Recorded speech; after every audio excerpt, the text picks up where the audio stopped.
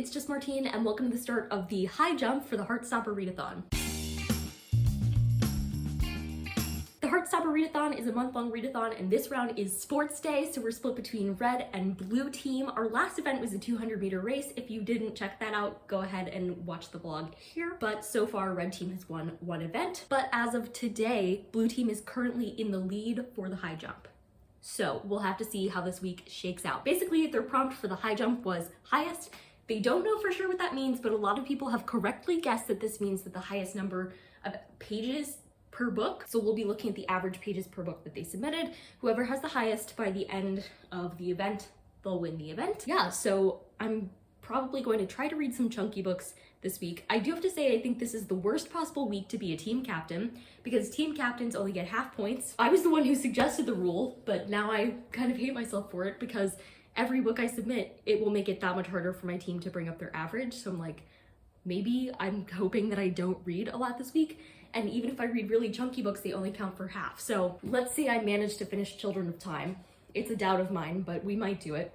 It's like 600 pages. Well, for me, that'll only count for 300. So I guess we'll just have to see. Do I have to read extra chunky books to make up for it? It's Monday morning. Let's get to reading. Good morning. It's Tuesday morning, and I just have to interrupt my own self because I'm working right now. I'm working on reading some articles about essentialism for my thesis, and people say that reading literature isn't fun, and sometimes it is a slog, but in this chapter that I'm reading, I learned that the whole argument about whether or not a hot dog is a sandwich is based on how essentialized people are for the category of sandwiches, which I think is hilarious.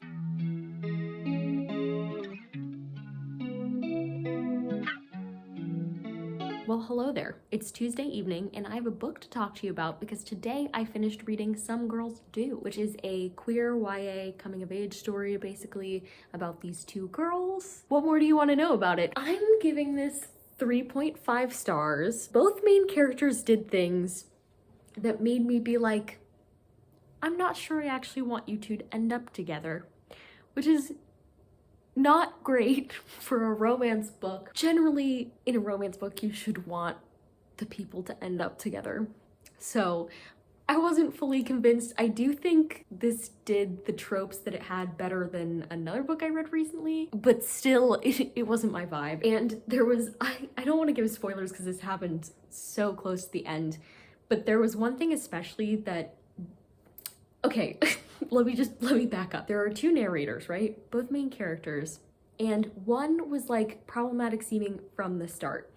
And the other was like, is this not going to be the problematic character? And I'd seen that set up in a sapphic YA book recently. But then we reached a point where the MC that wasn't problematic at first got really problematic to me and did something that I was fuming. I was so mad about it. And all I'll say, because I really don't want to give spoilers, but I was rewatching Heartstopper Season 2, Episode 3 tonight, and one of the characters in that gives a speech to another about the process of coming out, and let's just say those expectations were what was violated in this book for me, and I hated that. It made me mad, it made me uncomfortable, and it didn't make me trust the MC. Like, the MC lost my trust the second that happened, and she never gained it back. Even though she realized that what she did was wrong, I was like, you went too far. So there's that. Overall, I had a pretty fun time reading this. I think this is the first book I'm submitting for the high jump, so at least there's that.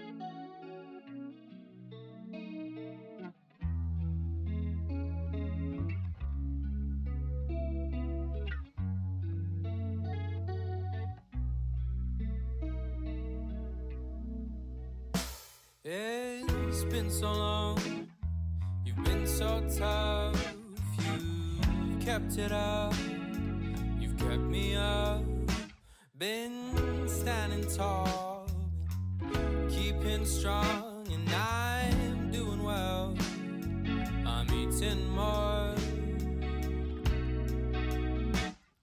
and though you might think that you're fine, you need someone.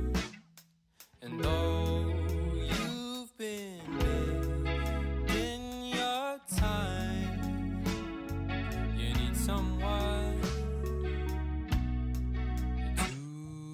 to love.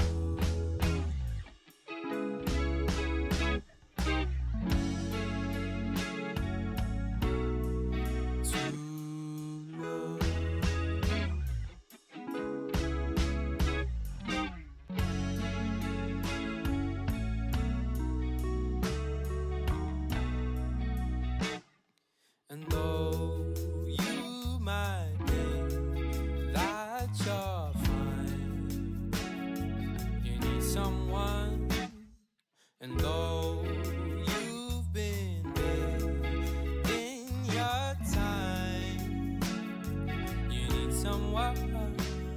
Hello, we're just going to pretend like this vlog is flowing really well and it's not the totally next week. And so I have two books that I'm going to talk to you about that I technically finished during the next event, but I read the majority of them during the high jump, so I'm going to tell you about them now. The first is Victims by Jonathan Kellerman, which is part of a regular detective-ish series, but it's just a random one in the middle that I picked up for free one time. And in this, we're basically following this psychologist who's consulting for a detective on some murders that happen. And I'm giving it 3.5 stars. Okay, listen, it did some psychology things better than other books did, but it did some things just as bad as other books do. I think the mystery was interesting, like the crimes that we were following were interesting. Some characters do use really nasty language to talk about people with mental health issues in this book, and it's clearly not necessarily the views of the author, but none of the characters, including the psychologist, ever calls the people out for saying those things.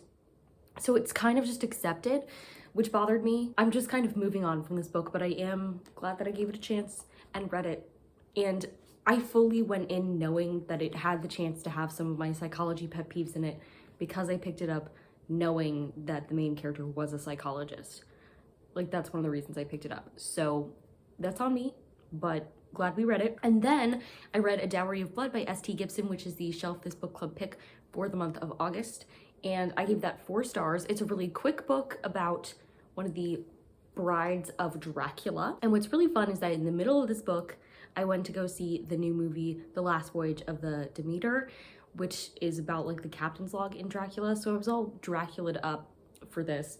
And this was just really good. I felt like the writing was beautiful. The characters were interesting. It was a good time. Those are my only thoughts about it. Head empty, only thoughts. As for the conclusion of the high jump, again, the goal was to read books with the highest average number of pages, and per book submitted, Red Team won again, but only by a little bit, only by an average of about 10 pages. Red Team ended with an average of about 200 pages per book, and Blue Team left with about 189 per book.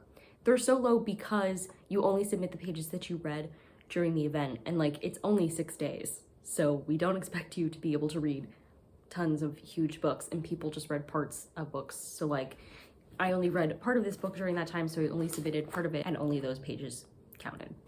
But still, everybody did a great job. So I'm going to end this vlog here. If you'd like to go ahead and give it a big thumbs up and comment down below what is the largest book on your TBR, and subscribe for more reading, writing, and college lifestyle content. And until next time, bye humans, bye!